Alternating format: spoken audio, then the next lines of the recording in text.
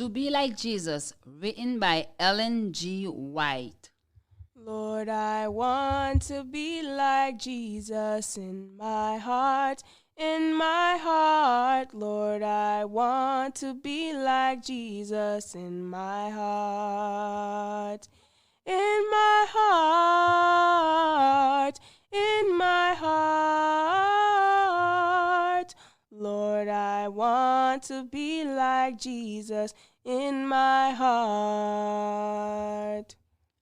Communing with God. January 18th. In sincere pursuit of truth, we commune with God.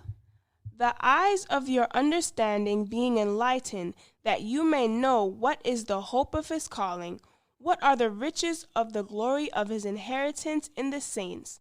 Ephesians 1, verse 18.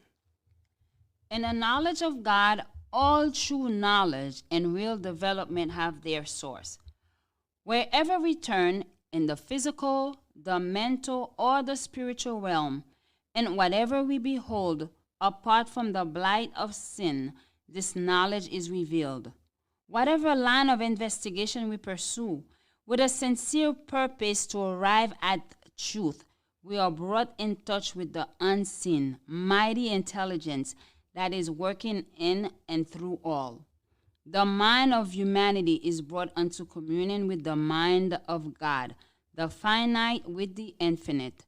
The effect of such communion on body and mind and soul is beyond estimate. In this communion is found the highest education. It is God's own method of development. Acquaint now thyself with him, Job 22, verse 21, is his message to humankind. The method outlined in these words was the method followed in the education of the father of our race. When in the glory of sinless manhood, Adam stood in holy Eden, it was thus that God instructed him. When Adam came from the Creator's hand, he bore in his physical, mental, and spiritual nature a likeness to his Maker. God created man in his own image, Genesis 1, verse 27. And it was his purpose that the longer human being lived, the more fully they should reveal this image, the more fully reflect the glory of the Creator. All the faculties were capable of development. Their capacity and vigor were continually to increase.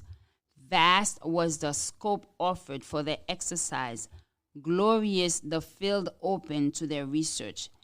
Face to face, heart to heart communion with his Maker was his high privilege. Had he remained loyal to God, all this would have been his forever.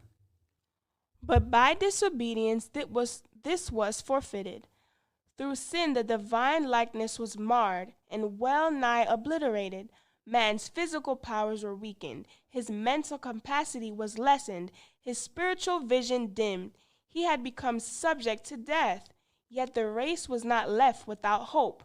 By infinite love and mercy, the plan of salvation had been devised, and a life of probation was granted to restore in the human family the image of their Maker, to bring them back to the perfection in which they had been created, to promote the development of body, mind, and soul, that the divine purpose in their creation might be realized. This was to be the work of redemption.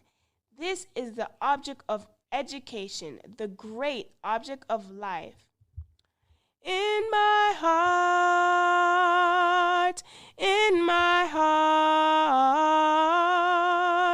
Lord, I want to be like Jesus in my heart. Join us tomorrow for another devotional reading by God's grace. Until then, may God bless you and keep you, and may his wonderful face shine upon you.